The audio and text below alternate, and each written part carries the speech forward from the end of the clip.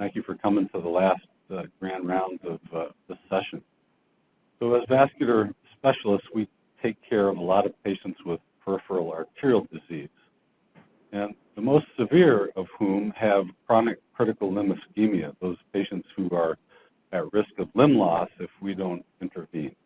And I'm very pleased to introduce my friend and partner, Dr. Joseph Karam. Joe has been with us for 3 years, having trained at WashU in St. Louis, and has, along with some of our other partners, developed a center for advanced PAD treatment. Joe will talk today about critical limb ischemia and some of the new advances that we have in treatment. Joe? Thank you.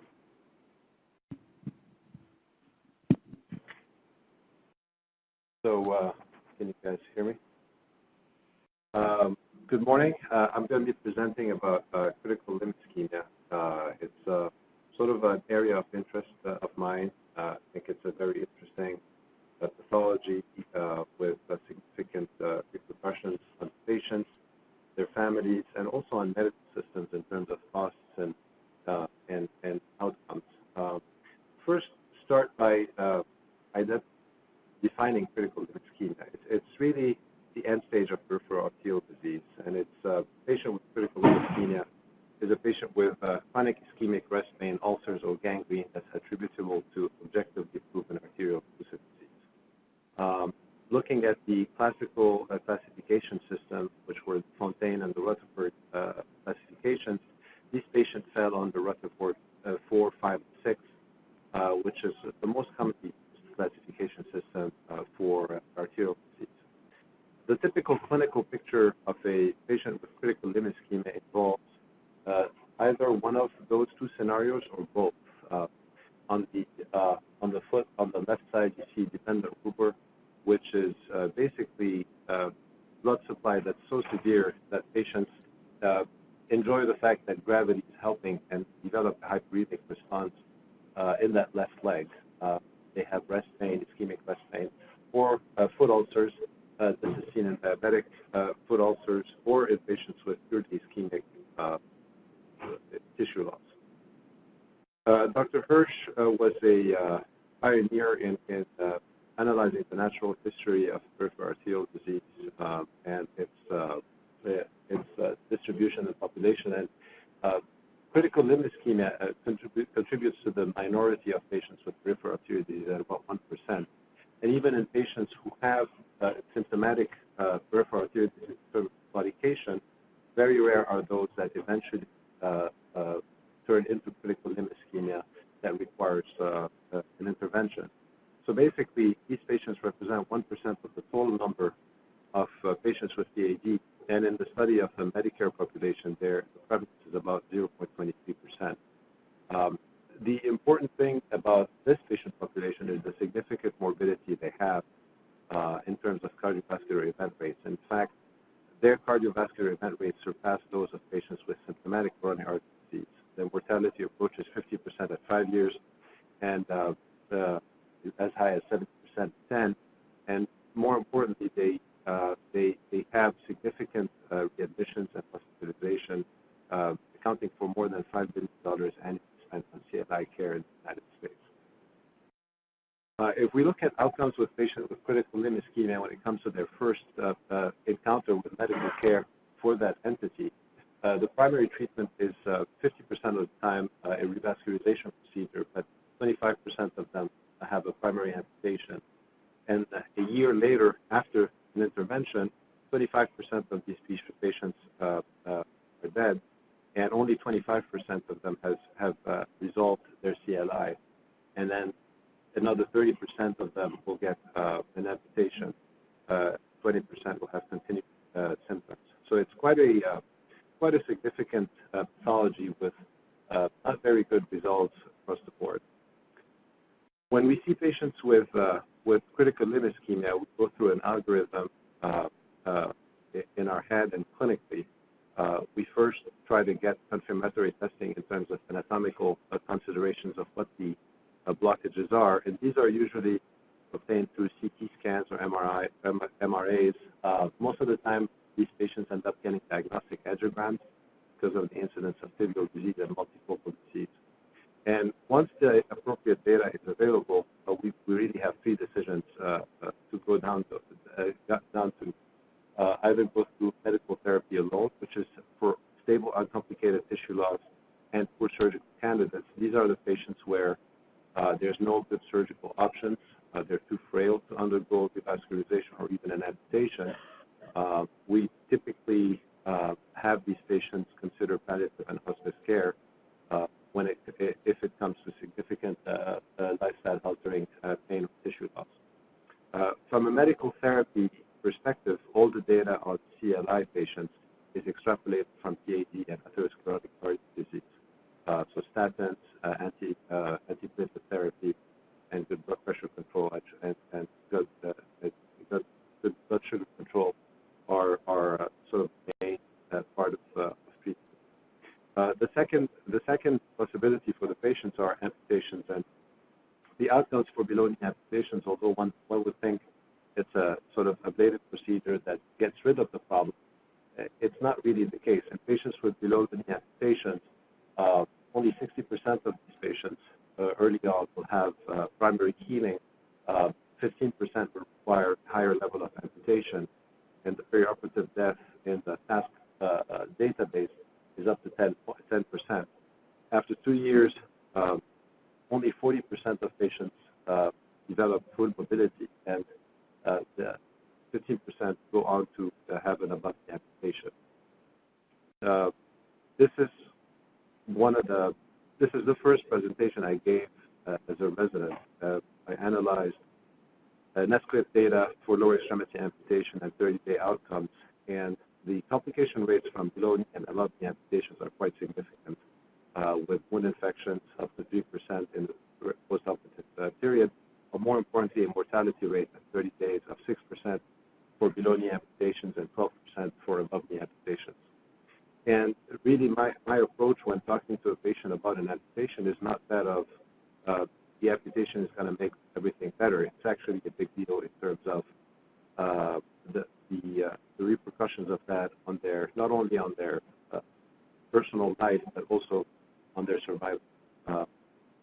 I looked at our, through the dashboard, I looked at our lower extremity amputations, and we can see, so the 2019 data we have is just for the first quarter, so we can't really make decisions based on that.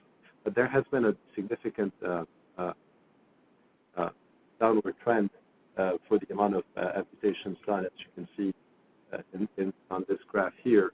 The costs that I mentioned here are, this is an error, these are not total variable costs, it's total cost of care for these patients on our system, which is quite significant. And if we look at the average total cost for an amputation, $44,000 with at least 12 days in the hospital, 5 days in the ICU. We have performed about 140 amputations in the past 5 years. Then we look at revascularization options, and this is where, for the patient's perspective, it's a simple decision to make. It's really the left versus right, so a big incision versus a Band-Aid on the groin. For us, it's a little bit more complex, and there's a lot of history and data and lack of data behind the decision-making that leads to one of those two.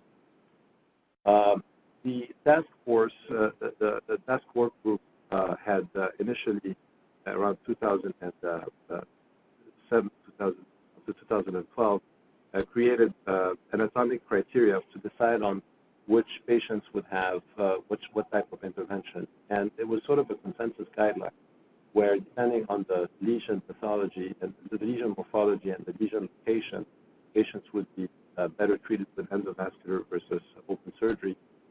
This is for aortoiliac disease, and this is for femoral popliteal disease. I'm going to focus on this a little bit, and the task force, the task recommendations back then were, and that was back in 2007, were for simple lesions in SFA, either a short occlusion or a short segment stenosis. Endovascular intervention was recommended, and then open surgery was recommended for long segment occlusion of SFA or trifurcation and tibial disease. This was sort of a recommendation. There was no strong data to support it. Prior to that recommendation, there was the BASIL trial that was published in 2004, and at that point, they had randomized patients between bypass or balloon angioplasty for initial treatment of infrainguinal disease. There was no difference in overall survival and amputation-free survival at 2 years, and the benefit was seen for patients that survived more than 2 years with open bypass in terms of increased overall survival and increased amputation-free survival. It was known at that point that prosthetic grafts performed poorly compared to vein, and an important point and a take-home message from that trial is that bypass after angioplasty had worse outcomes than bypasses after initial therapy. This was back in 2004, and the tools we have and the tools they had back then are completely different. We're talking about plain balloon angioplasty as opposed to one of the more complex interventions that we have currently. And there are a few trials going on right now to sort of help make that decision on whether to use endovascular or surgical revascularization technique. We are part of the BEST CLI trial with Dr. Alexander, our PI for the site. The BEST CLI trial is a trial that analyzes basically endovascular first versus surgical bypass first as revascularization procedure for patients with critical limb ischemia. The goal is to get to 2,100 patients. We're up to 1,700 patients as of this month, and the data from this trial help make some guidelines that are a little bit more up to date in terms of whether to go for endovascular revascularization or open bypass first. A couple of trials in Europe are on the way. BASIL 2 trial will be completed in 2020, and it's also a vein bypass first versus best endovascular therapy first. The BASIL 3 trial was paused right now. It is analyzing effectiveness of drug-eluting technology or drug-coated technology for severe limb ischemia in the SFA and popliteal artery. This trial is paused for reasons that we'll talk about in a little bit. One of the major flaws for data that analyze critical limb ischemia is the diverse nature of patients that was not taken into consideration randomizing them and analyzing outcomes. The Rutherford classification is not enough, really, to quantify how bad a patient's wound is. And this is why there have been many efforts to try to create a classification system that helps not only describe a patient better, but also risk stratify them, put them from a data perspective, to be able to make better sense of what the outcomes are. And this is how the SVS Wi-Fi system was created. And that system is basically a scoring system that takes into account the size and the nature of the wound, the amount of ischemia, and the presence or not of foot infection. It more accurately represents the complete status of a threat limb. And the way they came up with this system was based on existing literature as well as Delphi consensus within the community of vascular surgeons. The grading system is a 4-point grading system for wound, ischemia, and foot infection. The system has been validated in terms of predicting outcome, predicting amputation rates, and is becoming more and more of a go-to tool when it comes to describing these patients. And what we'll see in the future is a little bit more accurate analysis of patients with critical limb ischemia based on this Wi-Fi score. Another concept that emerged in terms of helping address the interventions that we perform on patients is the Angiosome concept, which is basically mapping the territory that is fed by the tibial vessels onto the leg and foot for the anterior tibial artery, mostly the shin, as the front of the ankle and the toes, posterior tibial artery of the plantar aspect of the foot, and for heels, the peroneal artery. And this is important because as we do more endovascular interventions, the more we are able to target the lesions that are actually culprit for a wound. And this is a novel concept as opposed to opening up blockages without really looking at the area that is fed by that blockage. In the coronary world, obviously, this has been already done and elucidated. This is relatively a newer concept when it comes to foot wounds.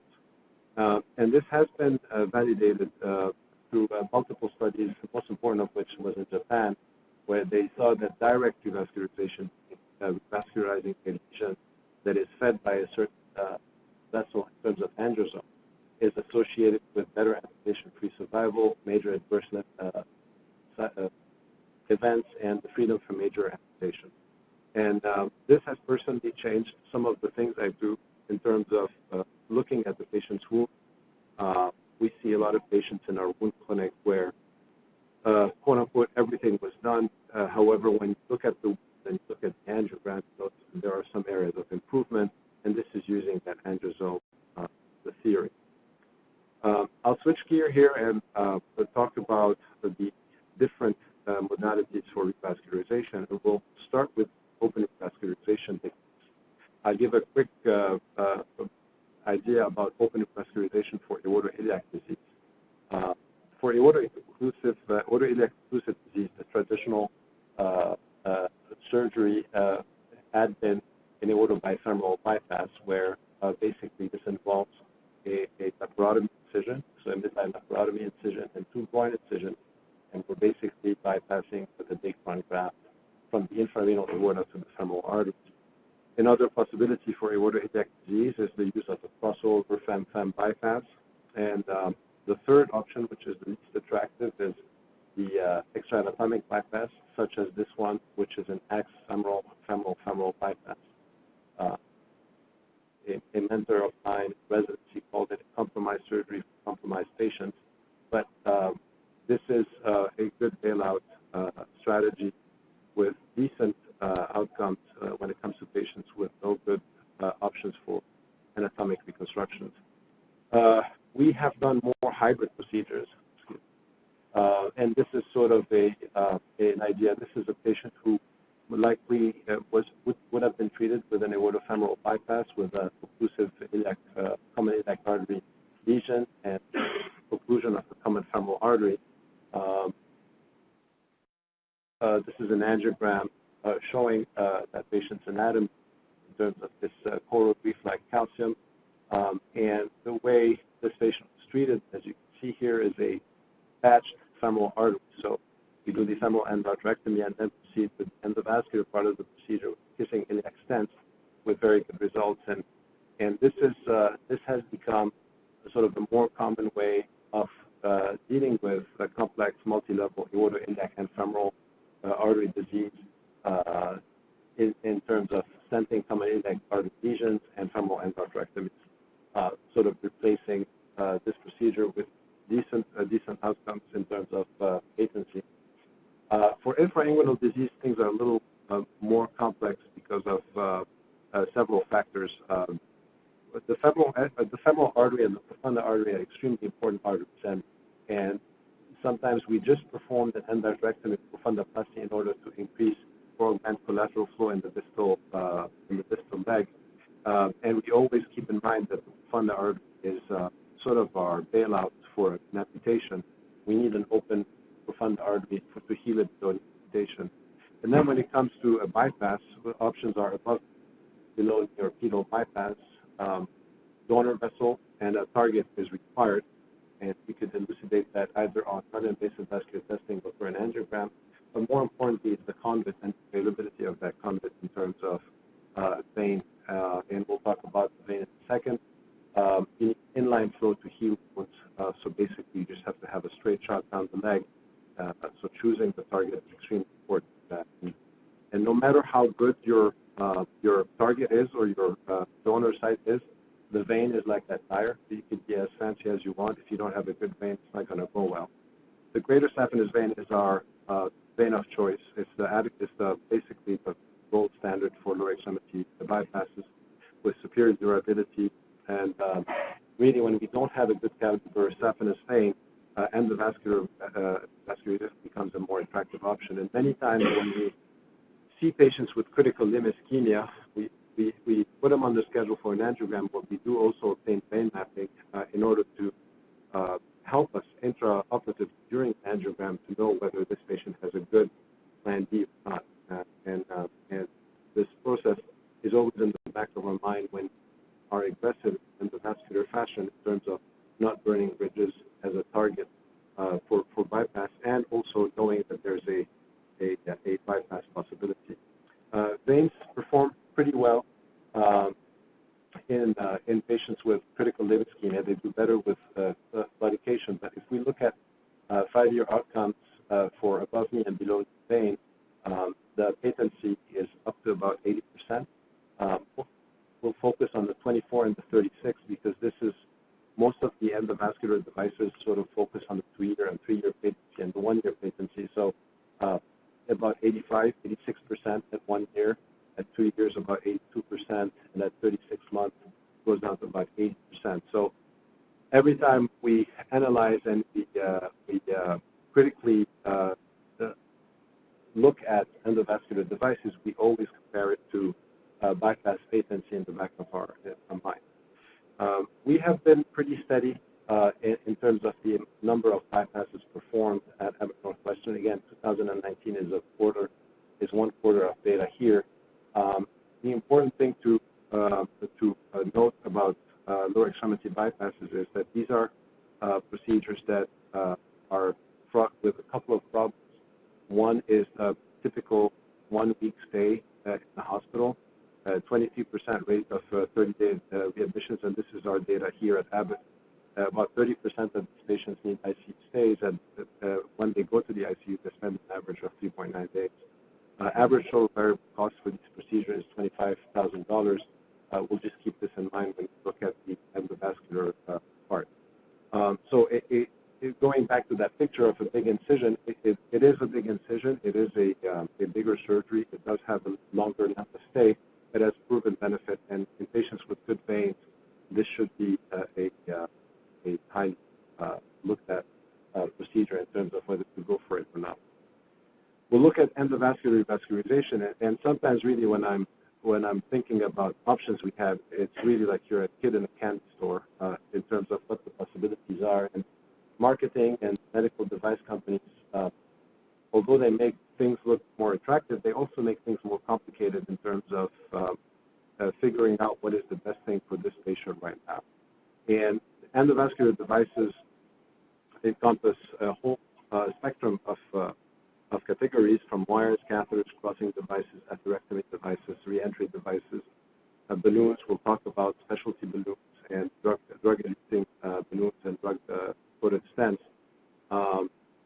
The most important part of endovascular procedure is actually crossing the lesion. And this is, I think, from a experience perspective, from a technique perspective, this is probably the toughest part of what I do and what we do. Crossing the lesion, it can be split into 2 categories, either intraluminal angioplasty or subintimal angioplasty. Intraluminal angioplasty basically is that we are able to pass a wire straight through the occlusion, and this is usually the most common way of doing of performing lower extremity intervention. Subintimal angioplasty is also another technique where the wire is basically separating the layers of the artery going between the blocked area and the wall of the artery, and then eventually making its way back into the true lumen of the artery. We'll talk about that in a minute. This is an example of intraluminal angioplasty. So the femoral head is here. This is the common femoral artery, fund artery. We have a small open of the SFA, and then a occlusion that constitutes at the adductor hiatus, so sort of a distal thigh. Once we cross it with a CTO wire, we typically use 018 CTO wires, we are able to confirm intraluminal presence by shooting a contrast down the leg and making sure you're inside the lumen still. This, as opposed to subintimal angioplasty, where you can see in another case where the tear in the artery was formed and where the wire is, I don't know if it projects properly, but you can see the wire looped here in a subintimal place. And the options for us to go back in are either by the wire just stringing back into the true lumen, which was in this case, and then basically we had to spot stent the two areas of dissection with pretty good angioplasty results. But you can also use re-entry devices, such as in this case, this is the anterior device from Medtronic. It's basically a balloon that has, these are two balloons that you can orient using X-ray, and the needle either goes medially or laterally, depending on which, through which hole it goes into. It's a needle mounted on a wire. And if you look here, I'm in a subintimal plane, and then you can see those two markers. And basically, all I have to do is point the wire towards the side of the lesion and pierce through the wall and get down. This doesn't always work. It is one of my preferred devices because of the fact that we don't have more complex equipment, and it's a relatively acceptable price. But in patients with heavy calcific disease, sometimes you will not be able to cross that lesion with a needle because of the how stiff it is. Other catheters are the Outback catheter and the Pioneer catheter. This is a very expensive catheter, but the advantage of it is it has an IVUS probe at the tip of it. So as you can see here, the catheter is in the dissection plane with no flow, and you can direct. You have to put true lumen, which is where the red flow is, at nu basically, and just shooting the needle and determining how far you are by fixing it on a dial makes you go into that and pass a wire. Again, it's extremely expensive and it doesn't always work. So when you want to use it, make sure that it's for a good lesion, meaning not much calcium there. Our access is traditionally a contralateral access. It's the most common approach, so it's a retrograde approach. It's an easier technique. It can address iliac disease, and it really must be used in times where we don't know what the anatomy is. So problems with it are steep. If patients have a steep bifurcation or iliac tortuosity, it might be difficult to deliver a sheath down the contralateral SFA in order to start treating lesions. Antegrade access, which is an antegrade puncture of the common femoral artery, is less frequently used. It's a difficult stick to master because of the potential of complications in terms of not sticking the artery where you want it to, and then the fact that the natural wire course is into the front of the artery. So sticking in an antegrade fashion can be tricky, but sometimes you have to do it in patients with prohibitive access on the left side. Other access options are brachial and radial access. We recently have, under a disposition, radial sheath that is actually allows us to treat peripheral vessels. From a technique and educational perspective and experience, vascular surgeons are not typically well trained with radial access in terms of how to do it and how to manage it. Brachial RV, we can do it percutaneous or through cut down. Another possibility for retrograde pedal access, and the reason why I have this probe here is because we are operating, so maybe somebody can buy it for us. So retrograde pedal access is becoming more and more popular. It really depends on, obviously, skills and technique, but you really need a high-quality transducer, a hockey stick transducer, in order to be able to visualize and ergonomically be able to stick the vessel properly. So basically, the thought process behind retrograde access is that the lesions typically have their stiffest or their toughest part at the top of it, and the rest is mostly thrombus.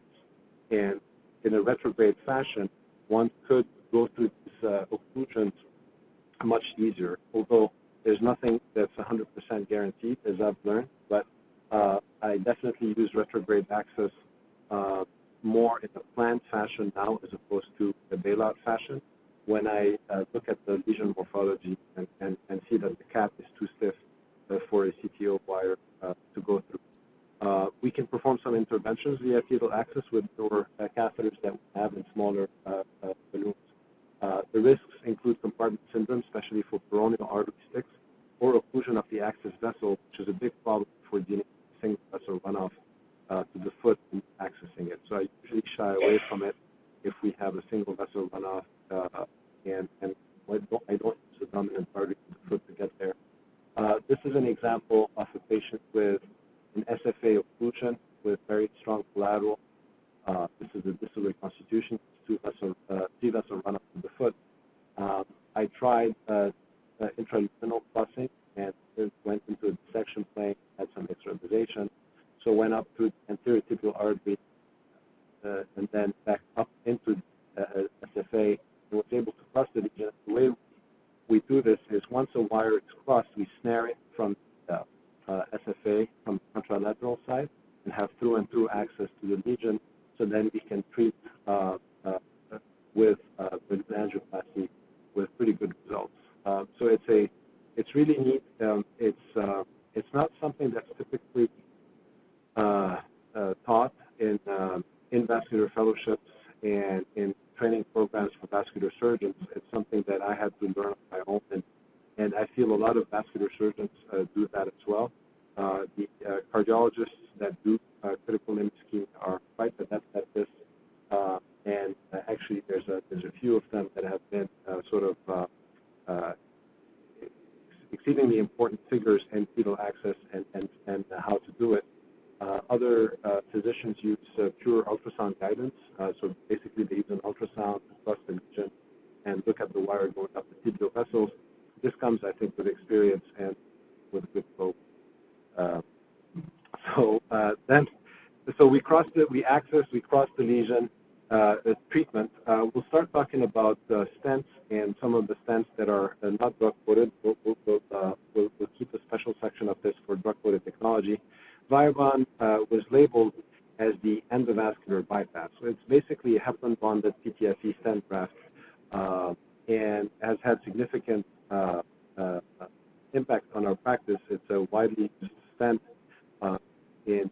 In their seminal trial, when they looked at their one-year data, they had primary patency of 65%, with 100% limb salvage, and they included 30% of CLI patients as opposed to claudicants. And this is an important point to make when analyzing efficacy and advantages of devices. In the PAD world, one should really focus on what are the types of patients they're treating, because claudicants and critical limb ischemia are almost two different populations in terms of what the outcomes are and what the risks are and what the stenosis rate is. The mimic stent, Dr. Sullivan just recently presented the data in London. We're part of their trial. The mimic stent is basically a stent that is designed to promote natural swirling blood flow in SFA and reduce some of the stresses that could happen on the arterial wall by sort of conforming to arteries instead of forcing them to be open in a certain configuration. It also has characteristics that decrease the risk of stent fracture. The freedom from CDTLR. So CDTLR is another way to look at data for us, which is basically clinically driven target lesion vascularization, meaning patients came back to clinic, had recurrence of symptoms. We had an ultrasound done. It showed the stenosis. We took the patient to the operating room, as opposed to an ultrasound that shows a stenosis at a certain range that is not clinically significant. But this is really quite impressive, an 84% freedom of target lesion vascularization at 2 years. This is comparable with drug-inducing technology. But again, this was only studied for claudication in SFA patients.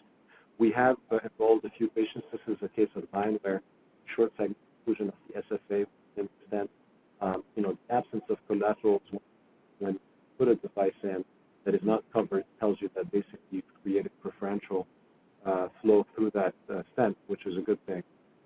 The other high-performing stent is the Supera stent. It's an interwoven nitinol stent, and the claim for fame for this stent is the fact that it's highly flexible, it does not fracture.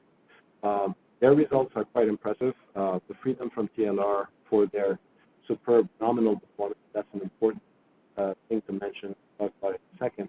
Is quite high at 3 years. In real-world data, this goes to the 80-85% range. And the problem with the stent is that it's extremely difficult to deploy. Sizing is important, and one-to-one sizing is important. And how fast you deploy the stent and how much you stack those rings against each other either elongates or shortens the stent. This is the number one reason for failure for the stent. So they're quite difficult to use. They perform very well, but I don't use them because of how difficult they are and how unpredictable they are to deploy. This is Abbott's stent. Gore came up with the Tigris stent, which is the competitor of Supera in terms of popliteal artery indication. The difference here is that the way you deploy it is the way you deploy it. In terms of there's no foreshortening, there's no application. It's a very easy stent to deploy, very accurate, and their data is pretty good. Again, for claudicants, the 80 and 67% at 1 year and 2 years, which is typically the benchmark they go for analyze a product. And this is sort of the poster child of a patient that uses Supera or Tigris, elderly patient with highly calcific lesion in the popliteal vessel, cross the lesion, stented with the Tigris. You can see sort of the stent there, that picture. They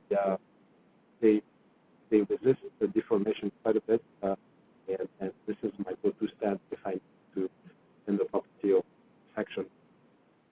A neural balloon that I like to use is a specialty balloon called the chocolate balloon, and this is a semi-compliant balloon that is encased in a nitinol cage. And the nice thing about this balloon is it allows for one-to-one vessel sizing. And basically, what this does, it prevents overinflation of the balloon across the lesion, which could cause dissection. And dissection is a big deal for the lesions we treat in the popliteal arterial vessels, and this is where typically I use this. And there's no randomized control trials or no major industry trials to compare this balloon to others, but in their registry, they've had no flow-limiting dissection in more than 300 cases, and the balloon is efficacious, as evidenced by the 1.6% bailout stenting, meaning a balloon angioplasty that did not provide the results that we like it, so we had to stent. And the freedom from TLR at 1 year is good and within range of the other devices, which is 78.5%. An example of a case where I like to use this balloon is again, the popliteal artery. This is not a good area to stent because the stent would have to have a significant mismatch into the anterior tibial artery. So after crossing this lesion, I used the chocolate balloon, and there was no flow-limiting dissection. The anterior tibial artery I was able to treat with a different size balloon, and this produced a pretty good result. The same here with another popliteal artery lesion. When I look at these lesions, I realize that if I'm not careful with balloon angioplasty, I could cause dissection that could lead to stenting, which is not my go-to for this area. So basically, 4mm chocolate balloon, and then using drug-coated balloon for long-term patency. I also use it for tibial disease. This is a trifurcation lesion here. Basically, the corneal is gone. This is a big collateral. I basically had to balloon the chocolate, my inflow into the coronal artery so that I could go into the anterior tibial artery, treat it with the chocolate balloon. Again, very good results here. And in general surgery, the head of the pancreas is where we thought the soul lived. In vascular surgery, this is where the soul is, so in that area. And if you have trouble there, it's trouble, and I've had trouble. This is an example of plain balloon angioplasty of this lesion with resulting rupture of the CT trunk and extravasation. I had to cut down and fix this. It was not easy. This is exactly where everything dips behind the bone. It's a difficult area to get to. So rupture is real for these patients, especially with severe calcific disease and with balloons that can't, pressure that they put on aortic walls. And dissection is also true, and this is called the PACT implant. There's actually an FDA trial going on right now for these small PACTs that are deployed in the tibial vessels on the SFA or popliteal artery at sites of dissection. And there's an incidence of about 30% flow dissection in tibial interventions and about 40% in SFA and popliteal artery. Their data review, which makes it even more important to consider devices like the chocolate balloon going forward when you treat high-risk lesions. Another modality I like to use is atherectomy. The type of atherectomy I'm the most comfortable with is a directional atherectomy or remote endarterectomy, because that's what this really is. It's a device that, again, does not require any capital equipment. This is the battery. The head of the device has a blade that basically you can orient in a 3D fashion, and to shave a plaque and feed it into a nose cone. It packs the plaque into the nose cone, and you can empty it and come back and do more. This is a pre and post of a atherectomized SFA, and this is typically what you get out in terms of plaque. The trials, the problems with a lot of these trials is that most of them are industry sponsored and industry initiated, and everybody looks good when you do this, right? I mean, it's an interest of the company to make sure that the cases that they select for the device trials are favorable cases. So their series is called the definitive elite series. The results are quite impressive, especially for tibial disease with 80% latency at 1 year, as opposed to the known 60%, less than 60%, 30 to 60% latency for plain balloon angioplasty. So this is an atherectomy of a tibial vessel. Again, this is another lesion where atherectomy is used with very good results. I tend to use atherectomy when I can, and when I can't is when I have good 3-vessel runoff to the foot, if possible. The reason for that is I always like to use a filter. You can probably see the filter here. Because no matter how careful you are, little pieces of the stuff that I showed you can go down to the foot and could cause problems. So in lesions such as this one in the SFA, this is the same patient in the popliteal artery. I cross the lesion, I place a filter, and then this is result after atherectomy. It gives you a pretty good result, but you just have to, in my opinion, use a filter to protect it. And again, this is not something that vascular surgeons are typically trained to do and to use in fellowship. One of the advantages of our coming fellowship is that we are becoming more and more aggressive for techniques for CLI, so we could really make a big difference nationally in terms of complex CLI interventions and access to our fellows to these technologies.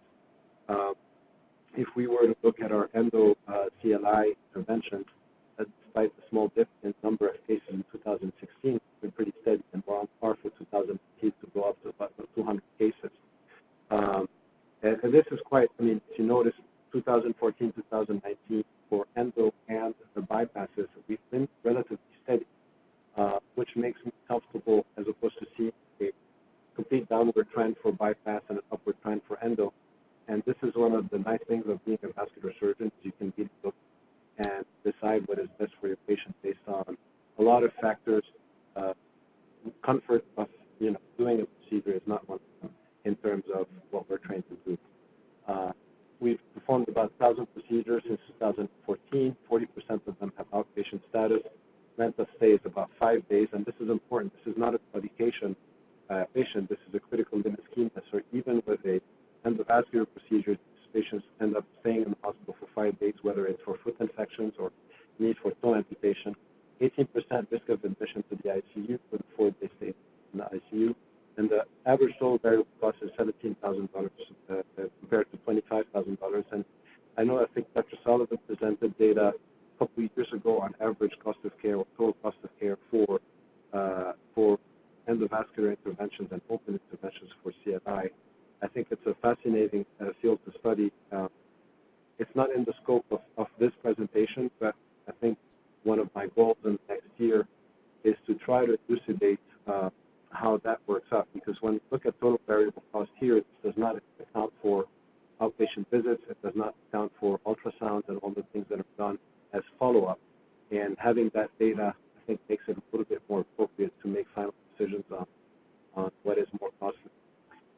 And this gets us to drug elution, which is basically one of our biggest problems currently. The Achilles heel of everything I just talked about is actually maintaining arterial flow and the risk of restenosis. And the biologic modification of the restenosis takes the PAD treatment to the next level. And this is, we started sort of looking at this, in the first device that was available for us was the Zilver PTX stent in 2012, followed by drug-coated balloons in 2014. That drug elution, basically, in the vascular surgery world, has been mostly drug elution using paclitaxel. And paclitaxel inhibits cell division, but also can cause cell death as opposed to sirolimus and other drug coating solutions.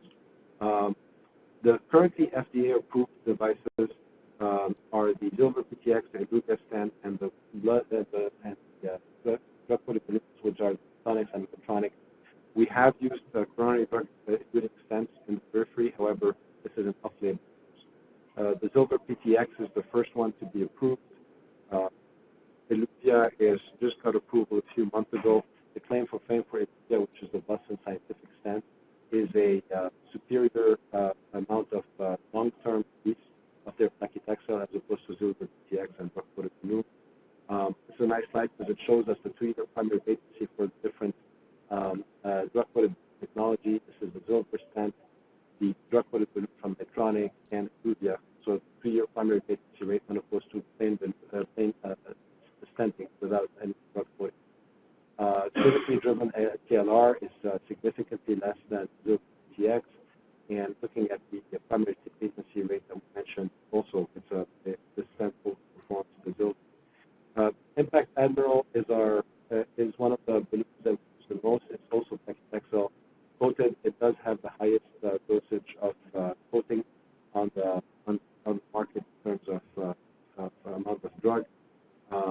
They have impressive results at 360 days, 93% clinically driven target freedom from target vascularization. And this is not in their index trial. This is a complex lesion analysis, so more of a real-world registry. So very encouraging results, and this is a balloon that we use a lot. The same thing as 2D. Some investigators looked at using these balloons in an off-label fashion to use them for intrapopliteal treatment, and the results have been good. However, when Medtronic went ahead and designed a below trial with drug-coated balloons, they actually had trends toward higher amputation rates in the DCB arm, and their product was pulled off the market. There's many reasons why this trial failed, one of which is the patient selection and other trial issues, but also the way the balloon is packaged. Currently, there's BARD has their tonics below trial that is underway. Some of the early results showed positive findings, and these were also discussed in London a few months ago. We have studied coronary drug stents in the below vessels. The best use for these vessels are for short lesions and proximal lesions in the tibial vessels, as opposed to longer lesions that we typically deal with in CLI. I don't personally use a lot of coronary drug stents due to the fact that I use atherectomy and angioplasty there. But we're obviously waiting for more data to come in. And we just started the below drug stent by Boston Scientific that's specifically made for the lower extremities. Study completion is 2024, and actually the guys at Mercy are at United are this study.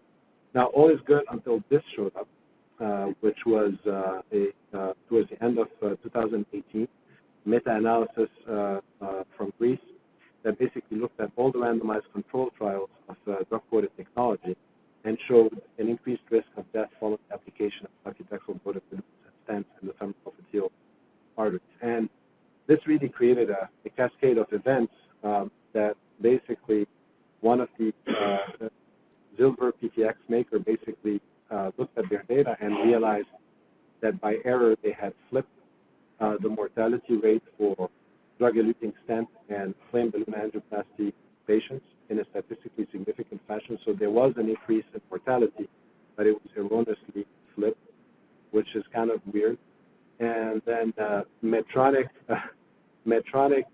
also noted that they had omitted their mortality data that was not statistically significant, but they omitted from basically reporting it at their 3- and 5-year outcome studies.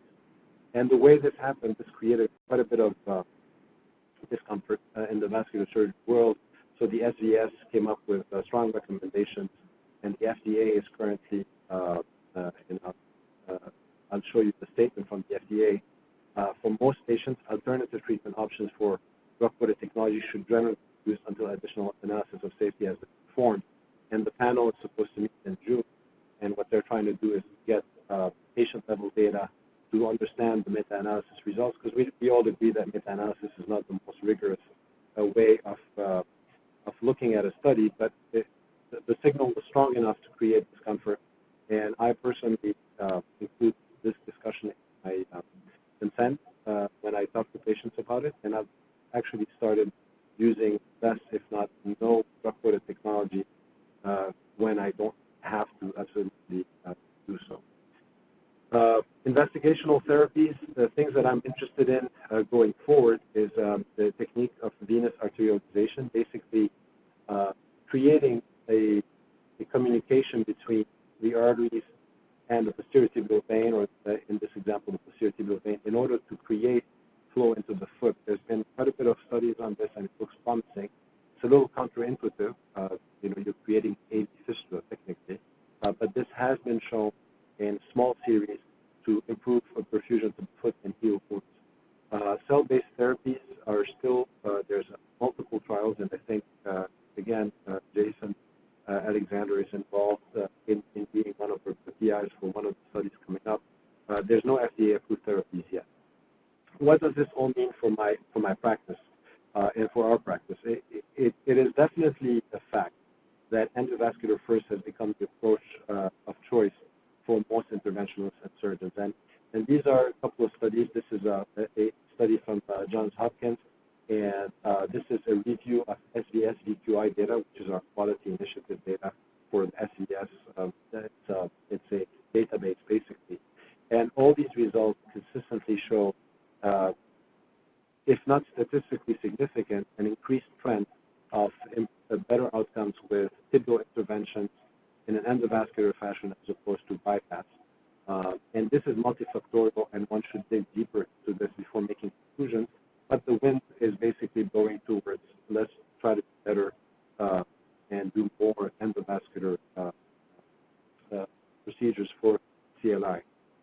Best CLI, BASIL 2 and 3 trials are important in establishing standards of care. We need those results to come, but this is going to take at least 3, 4, 5 years coming in. And with the increasing cost of these medical devices, we really should be careful in terms of what devices we choose to purchase, what devices we choose to train on, because the number one cost for increasing healthcare costs in this country is medical device and pharmaceuticals. And I think as surgeons and as cardiologists and as practitioners, we should be aware of what the implications that is. From our perspective, we've been pretty busy in terms of the trials that are available. Actually been on the MIMIC trial, IN.PACT trial, which is the initial drug-coated balloon from Medtronic, Best CLI, and Transcend, which we stopped recruiting because of the fact that it's leading to drug-coated balloon. It's contender to the Medtronic balloon that we're randomizing. So we've done a pretty good job at being involved in those landmark trials.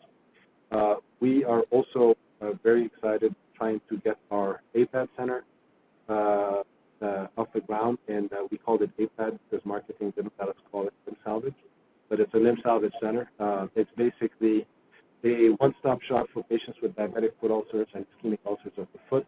On Wednesdays, 4 of us team up with podiatry, infectious disease, sometimes a diabetes educator, in order to provide patients that are referred to us with a vascular podiatry, infectious disease consultation in one spot.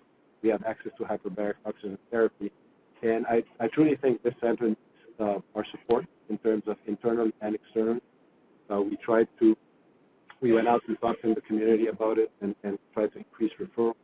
But I truly think this is the future in terms of CLI care, a multidisciplinary approach with all specialties in one place to decrease stress on patients and improve outcomes. So this is hopefully this time next year. I'll show you data about the center. It's only been out for about a year, and we're slowly but surely getting there in terms of volume. So thank you so much, and looking forward to presenting more next year.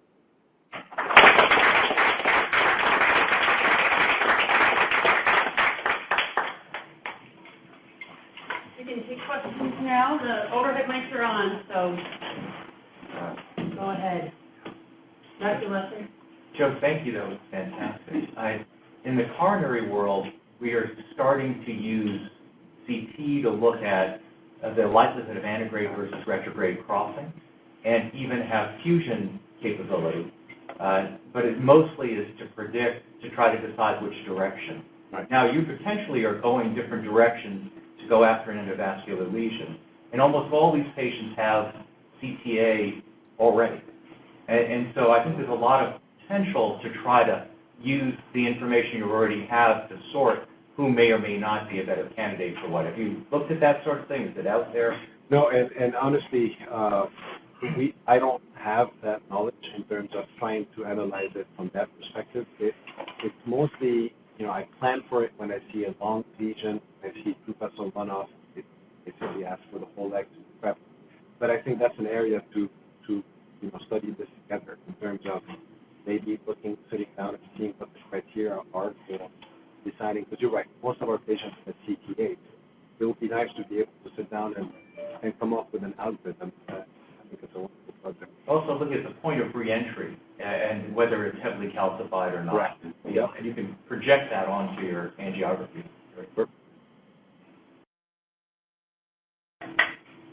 So the paclitaxel data, what is the proposed mechanism for increased mortality? No one knows. The one thing so I missed the slide with the dosage, and I'll just show you that because I think it's important. The paclitaxel in our devices have much more. So basically, in a 3 millimeter Taxus stent, there's about 200 micrograms of paclitaxel. In our Lutonix or in our IN.PACT balloon, 6 millimeters, there's 8.4 millimeters. So there's a significant increased dose. However, is this a drug effect in terms of is this drug washing out and going and causing trouble somewhere else? We don't know. And intuitively one would say no, but it's unknown. So that's why patient-level data into looking at what are the causes of mortality for these patients is important. Unfortunately, it looks like some of these trials were not powered or structured in a way that data is available. That's why the SVS and the FDA is continuing to try to see, is it cardiovascular mortality, is it cancer mortality, what is it that's killing these patients? And based on the meta-analysis, it's a twofold increase in mortality at 2 years. So it's not insignificant.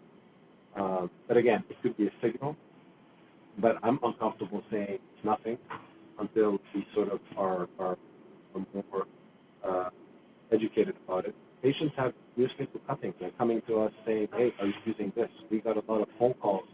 Did you use this?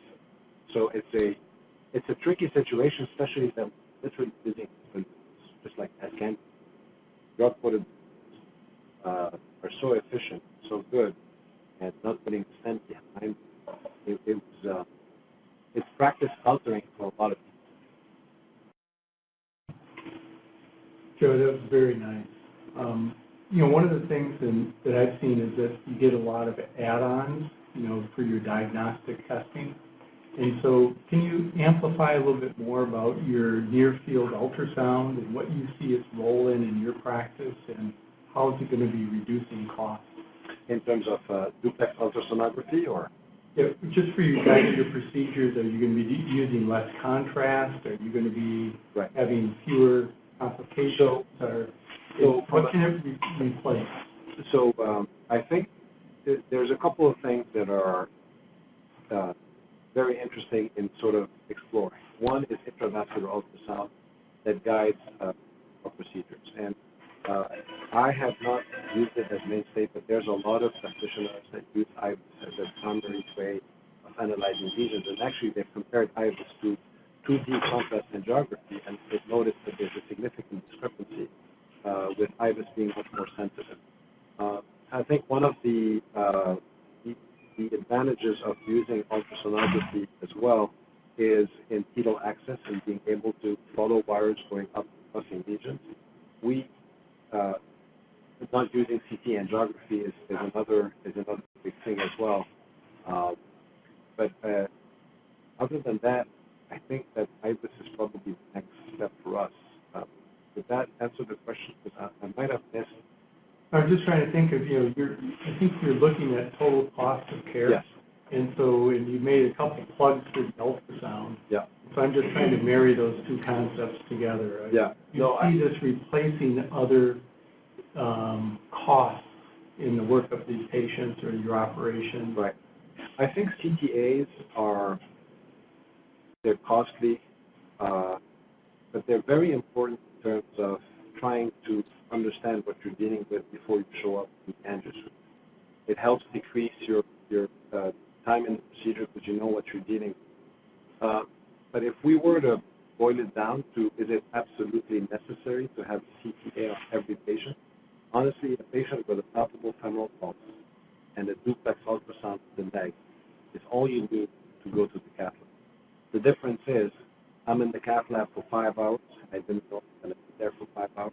I'm in the cath lab for 2 hours because I know exactly what I'm dealing with. I have. And this is unfair, right? I mean, it's not fair to subject patients on a large scale to increased costs just because of personal preference. I agree with you. I think one should look at it and see what's the contribution of CTA in terms of cost, but also what the implications are in terms of preparation, the upgrade. Because what you don't want is, and that's what will happen. You'll have an increase in diagnostic angiograms, where you peak and shrink, and then you bring them back for something else, as opposed to you know exactly what you have. Look at the CTA, you know this is a bypass, or this is a complex CLI intervention. So it's not a simple problem. I think the better quality duplex, the better, obviously the better information you get, the more comfortable they are. But with CLI patients, these guys come from everywhere, and they come with interventions done at other places, and you know how medical records won't necessarily translate to reality. So I think it's also another place to look at and see what the cost is and what the value is. John, just a corollary of that, John, do you know what an update on FFR on peripheral CT? Is there anything on heart flow? I know they're working on it. Yeah. No, it's very complicated. Yeah. Mm-hmm. Yeah. Because then that would be just a software improvement for you. Right. And MR, I mean, we don't use it a lot, and when we do, we call Dr. Lesser, even if he's walking his dog at home. Even though the spatial resolution is a little less good, below the knee you get multiple passes, and if the renal function is anyway adequate, you can really get, I think, more information than what we get from CT. Yeah, I mean, below the knee CTAs are useful. Yes. You'll be surprised. I mean, you can't plan a bypass, a tibial bypass on a CTA unless it's pristine. But if you have a little bit of calcium, that's where you run into problems. So maybe, coming up with algorithm of who gets a CTA and who does not can help, decrease the rate of just getting a CTA. I think it's a very good point. And we have the capability of using CO2 for a non-liquid based contrast agent, which really isn't available in the cardiac world of the diaphragm, especially with the current equipment that we have. Imaging with carbon dioxide can be quite good. And because vascular patients are trying to see this all the time. I mean, who's going to have small vessel disease that you want to see best, that you really want to give lots of contrast to? Those would be the diabetics that have renal insufficiency that you can't give fluid-based contrast to. Quick question, Joe. You know, these people have obviously they have very extensive vascular diseases as opposed to many of our coronary patients. What's your sense of, you know, risk factor profile? How many of these percent have diabetes or smoking, and you know, is there a common denominator there? Yeah, smoking, diabetes, chronic kidney disease is sort of the combo we get in 67% of these patients. Rare are the patients with critical limb ischemia from chronic embolization or something acute that became chronic. Most of these patients have had long-standing problems, and that's why their mortality is so high, and that's why morbidity is so high as well. But risk factor modification in these patients is difficult because this is not something that happened for you. This is years and years and years of abusing your body to get to the point where they are. So that's why we call it end-stage peripheral arterial disease, because it's exactly what it is.